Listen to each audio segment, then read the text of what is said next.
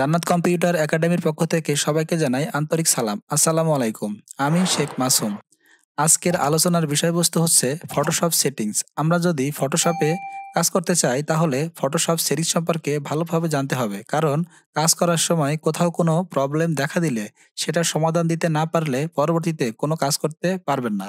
That's why আপনাকে Photoshop settings সম্পর্কে জানতে হবে।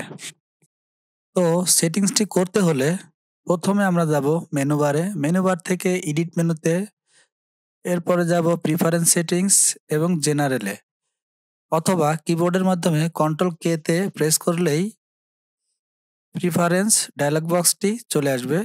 এখান থেকে আমরা ফটোশপ সেটিংস করব। ওকে, এখন আমি ফটোশপে সচরাচর যে বিষয়গুলো কাজে লাগে সেগুলো নিয়ে আলোচনা করব। আদারওয়াইজ আসলে অনেক অপশন আছে যা আলোচনা করা সম্ভব নয়। এখানে প্রথমে আলোচনা করব ইন্টারফেস নিয়ে। গত পর্বে ইন্টারফেস সম্পর্কে অল্প কিছু ধারণা দিয়েছিলাম। এখান থেকে আমরা সম্পূর্ণ ইন্টারফেসের কালার পরিবর্তন করতে পারি, যেমন ব্ল্যাক, ডার্ক, লাইট, ব্রাইট ইত্যাদি। ইন্টারফেসের পরে আমরা দেখব স্ট্যান্ডার্ড স্ক্রিন মোড। এখানে আছে default, black, dark grey, medium grey, light grey, custom, select custom. এখানে একটা বিষয় ভালোভাবে বুঝতে হবে, যদি আমরা এই কাজটি করতে চাই তাহলে আমাদেরকে একটি নতুন ডকুমেন্ট এনে নিতে হবে। ফাইলে যাব, নিউতে ক্লিক করব, এখান থেকে আমি নতুন একটি ডকুমেন্ট নিব। মূলত এই যে ডকুমেন্ট আসার পর এই যে ডকুমেন্ট, এই ডকুমেন্টের পিছনে ব্ল্যাক দেখা যাচ্ছে, এই বিষয়টি আমি দেখাতে চেয়েছিলাম। আমি কন্ট্রোল কে দিয়ে আবার প্রিফারেন্স সেটিং নিয়ে আসলাম। এখান থেকে এই যে স্ট্যান্ডার্ড স্ক্রিন মোড ইন্টারফেস, এখান থেকে ব্ল্যাকের জায়গায় যদি আমি ডার্ক গ্রে দেই, দেখুন এর সাথে সাথে পিছনের ব্যাকগ্রাউন্ড কালার চেঞ্জ হচ্ছে। তার নিচে যদি মিডিয়াম গ্রে দেই একই অবস্থা হয়। তারপরে যদি লাইট গ্রে, তারপরে কাস্টম কালারটা হচ্ছে আপনি আপনার ইচ্ছামতো একটি কালার বসিয়ে নিতে পারবেন। তো এই কাস্টম কালার দেওয়ার আগে আপনি সিলেক্ট কাস্টম কালারে ক্লিক করবেন, সেখান থেকে আপনার পছন্দ মতো একটি কালার পিক করবেন এবং ওকেতে ক্লিক করবেন। ব্যাস, হয়ে গেল। পরবর্তীতে আছে ফুল স্ক্রিন উইথ মেনুস। তো এখানে ক্লিক করলে প্রথমে কোনো কাজ করবে না, তার কারণ এটা করতে গেলে অবশ্যই আপনাকে কিবোর্ডের মাধ্যমে এফ প্রেস করে ওই ফুল স্ক্রিন উইথ মেনুসে যেতে হবে। আমি কিবোর্ডের এফ প্রেস করলাম, দেখেন এখানে কিন্তু ফুল স্ক্রিন উইথ মেনুস মোডটা অন হয়েছে। এখন যদি আপনি কন্ট্রোল কে প্রেস করে আবার সেই প্রিফারেন্সে যান, আমি কন্ট্রোল কে প্রেস করে প্রিফারেন্সে গেলাম, সেখান থেকে আমি যদি ইন্টারফেসে প্রেস করি, এখন দেখেন এই যে ফুল স্ক্রিন উইথ মেনুস, ডিফল্টে ক্লিক করলে ব্ল্যাক দিলাম, ব্ল্যাক থেকে ডার্ক, ডার্ক থেকে মিডিয়াম গ্রে থেকে লাইট গ্রে।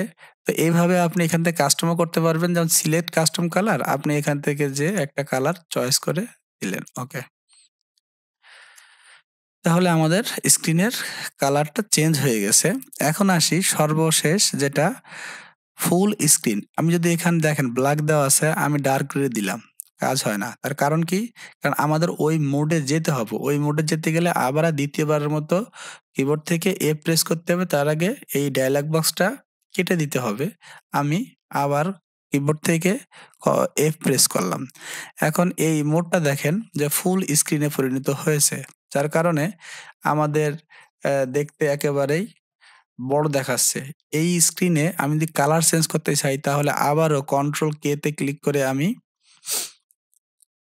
ডায়লগ বক্সটা নিয়ে আসবো প্রিফারেন্সের। এখান থেকে আমি ইন্টারফেসে যাব এবং এই যে ফুল স্ক্রিন মোডটা ছিল, এই মোডে এখন কালার চেঞ্জ হবে। দেখেন ব্ল্যাক ছিল, আমি ডার্ক গ্রে করলাম, পিছনে ওটা ডার্ক গ্রে হয়ে যাবে। মিডিয়াম গ্রে যদি এটা কাস্টম কালার করতে চাই তাহলে নিজেই সিলেক্ট কাস্টম কালারে ক্লিক করে যে কোনো একটা কালার পিক করে ওকেতে ক্লিক করলেই হয়ে যাবে। তো মোটামুটি এটা ছিল স্ক্রিন মোডের ব্যাপার। আমি আরেকটা বলে দিই, এই স্ক্রিন মোডের কাজ করতে গেলে এফ এর সাহায্য নিতে হবে। আহ, প্রথমে যে এফটা আপনি প্রেস করবেন সেটি এরকম দেখাবে, দ্বিতীয়বার এফ এ প্রেস করলে ফুল স্ক্রিন দেখাবে। এই স্ক্রিন মোডগুলো অবশ্যই আপনারা মনে রাখবেন। এরপরেই আছে auto clubs iconic panel. Auto clubs iconic panel হচ্ছে এই যে এইটা।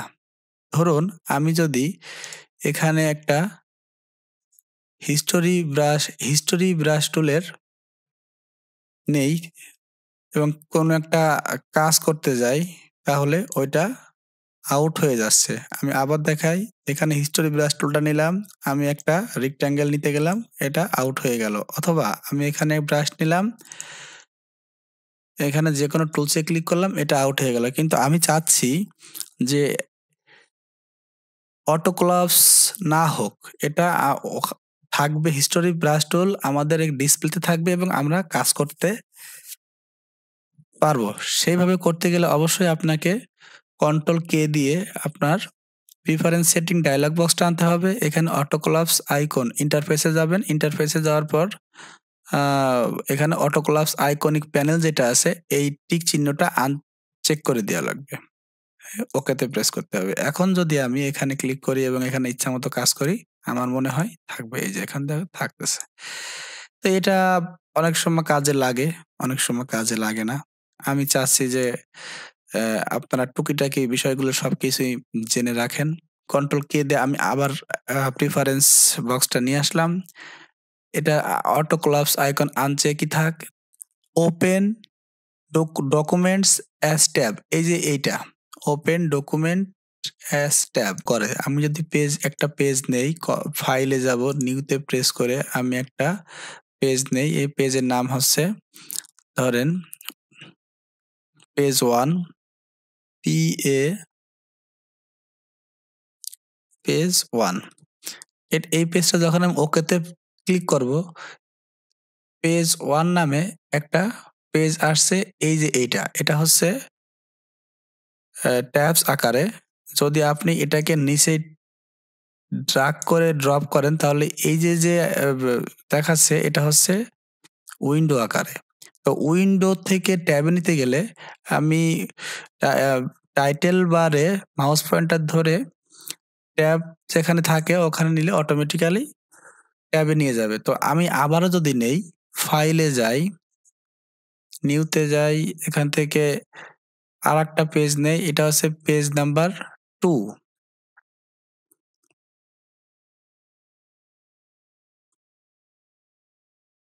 পেজ নাম্বার 2 এখানে ওকেতে প্রেস করলাম। দেখেন এই যে এখানে পেজ নাম্বার 2, তার মানে আমি এখানে যত পেজ নেব প্রথমে এখানে থাকবে, মানে ট্যাব আকারে থাকবে।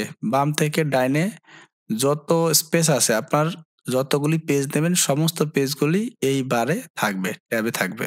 তো আমি চাচ্ছি যে না, আমি ট্যাবে চাই না, আমি পেজটা নিলে আমার এটা এই যে এরকম আকারে আসবে, উইন্ডোজ আকারে আসবে। মানে এই যে এরকম, মানে প্রিফারেন্স সেটিং দেবে কে কন্ট্রোল কে তে ক্লিক করলে প্রিফারেন্স সেটিংস অপশনটা আসবে। সেখান থেকে ইন্টারফেস থেকে আপনার ওপেন ডকুমেন্টস অ্যাজ ট্যাবে এটাকে আনচেক করে দিতে হবে। তো মূলত এটার কাজ হচ্ছে আপনার যদি 2টা ডকুমেন্ট একসঙ্গে কাজ করতে চান, যেমন আমি এটারও এই পেজ 3 ডকুমেন্টও কাজ করব, আবার পেজ 2 ডকুমেন্টও কাজ করব, কিন্তু একটা আরেকটার সাথে দেখে কাজ করতে চাই। যেমন 3 ডকুমেন্টটা কিছু আছে, এটা থেকে আপনি পেজ 1 এর কাজ করতে চান, তাহলে দেখতে গেলে আপনার অবশ্যই ট্যাব নিয়ে কাজ করলে সুবিধা হবে। এটা আপনার ইচ্ছা। আসলে উইন্ডোজ আকারে থাকা অবস্থায় আপনি ট্যাব আকারে যদি নিতে চান, তাহলে এটাকে টাইটেল বারে ধরে আপনি জাস্ট নিয়ে ট্যাব যেখানে থাকে ট্যাবে যায় ওখানে রাখলে অটোমেটিক্যালি ম্যাগনেটিং ভাবে নিয়ে নেবে। এই যে দেখেন। তবে এখানে একটা কথা বলে রাখি, সেটা হচ্ছে যে কাজ করতে করতে আপনি নিজেই বুঝবেন যে কখন কোথায় কোন কাজটা করতে হবে এবং কি দিয়ে কাজটা করতে হবে। আপনি ফটোশপের একসময় বস হয়ে যাবে। তো যাই হোক, আমরা যতটুকুন দরকার আমরা অতটুকুন দেখাবো। এরপরে আছে ট্রান্সপারেন্সি এটা একটা কাজ আছে। এটা হচ্ছে গিয়ে এই যে গ্রিডটা নেব, গ্রিডের মিডিয়াম সাইজ এখান থেকে চাইলে স্মল নিতে পারি। দেখেন গ্রিডটা কি, আমি স্মল না, আমি বড় দেখার চেষ্টা করি, আমি লার্জ দিলাম, দিয়ে ওকেতে ক্লিক করলাম। তো এখানে আমি যদি নতুন একটা পেজ নেই, ফাইলে যাই, নিউতে যাই, সেখান থেকে নিউ নেওয়ার সময় এই যে এখানে ব্যাকগ্রাউন্ড যেটা আছে হোয়াইট, আমি দিলাম ট্রান্সপারেন্ট দিয়ে ওকেতে প্রেস করলাম। এখন দেখেন এই যে গ্রিডটা, এই যে গ্রিডটা এটা ছোট বড় হচ্ছে। আমি আবার একটু ভালোভাবে দেখানোর চেষ্টা করি। কন্ট্রোল কে দিয়ে প্রিফারেন্স ডায়লগ বক্সে যাব, সেখান থেকে আমরা ট্রান্সপারেন্সিতে যাব। এখানে দেখেন লার্জ আকারে দেওয়া আছে। আমি এখন যদি এটাকে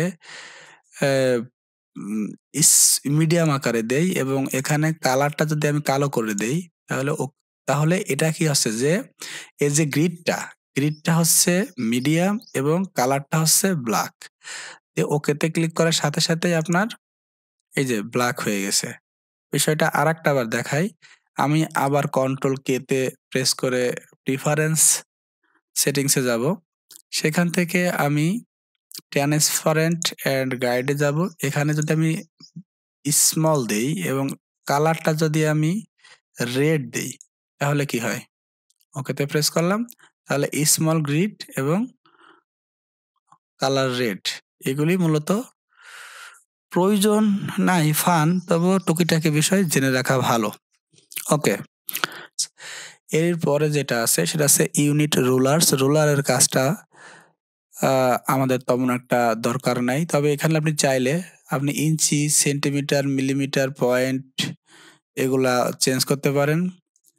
তো মূলত আমি এটা চাই না, কারণ এখান থেকেই মানে রুলার থেকেই আমি এটা চেঞ্জ করতে পারি। যেমন এটা কেটে দিলাম, এখানে রোলার আছে, রোলারে রাইট বাটনে প্রেস করব, এখান থেকে আপনি ইঞ্চি, সেন্টিমিটার, মিলিমিটার, পয়েন্টস এগুলা চেঞ্জ করতে পারেন, অথবা আপনি ওইখান থেকেও করতে পারবেন। কন্ট্রোল কে, আবার সে ডায়লগ বক্সটা আসবে, সেখান থেকে এই যে রুলারটা আছে, এই যে এটা, এখান থেকে মিলিমিটার, সেন্টিমিটার আপনার ইচ্ছা মতো দিতে পারবেন। আর এই রুলারটা যখন থাকবে না তখন কন্ট্রোল আর প্রেস করলে চলে আসবে এবং এখান থেকে আপনি এই স্কেলের উপরে ক্লিক করে, রাইট বাটনে ক্লিক করে ইঞ্চি, সেন্টিমিটার, মিলিমিটার, পয়েন্ট ইত্যাদি এগুলা নিতে পারবেন। যার কারণে এত সহজ করে কাজটা আমি করি, ওখান থেকে নেওয়ার প্রয়োজন নাই, আপনারা চাইলে ওখান থেকে নিতে পারেন। এই গাইডস আর গার্ডটা কি এটা একটু বোঝার আছে। যেমন ধরুন আমি এখানে কালার দেওয়া আছে, গাইডটা কি? গাইডটা হচ্ছে আমি এই রোলার থেকে একটা গার্ড টানলাম, এই যে ড্রাগ করলাম, এই একটা এবং এই একটা, এটাই হচ্ছে গাইড। তো এই গাইডের কালার চেঞ্জ করা যায় এখান থেকে, সেই কন্ট্রোল কে,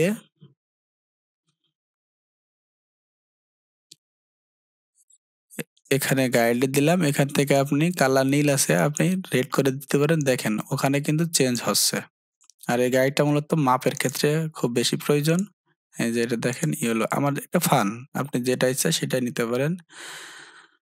ওকে, এটা গেল। এরপরে যাচ্ছি আরেকটা আছে জেনারেল। জেনারেলে আছে zoom with scroll wheel. Zoom with scroll হুইলটা একটু আমাদের বেশি প্রয়োজন হয়। চেক করা থাকবে, মানে টিক চিহ্নটা বসানো থাকবে, তখন এটা হুইলে কাজ করবে। মানে আমাদের যে মাউস পয়েন্টার দিয়ে হুইল ঘোরায়, তাহলে এটা জুম ইন আউট হবে। আদারওয়াইজ আপনার যদি এটা না হয়, সেক্ষেত্রে আপনার অল্টারনেটিভ ওয়ে, যেমন কন্ট্রোল প্লাসে এবং মাইনাসে এটা করতে হবে।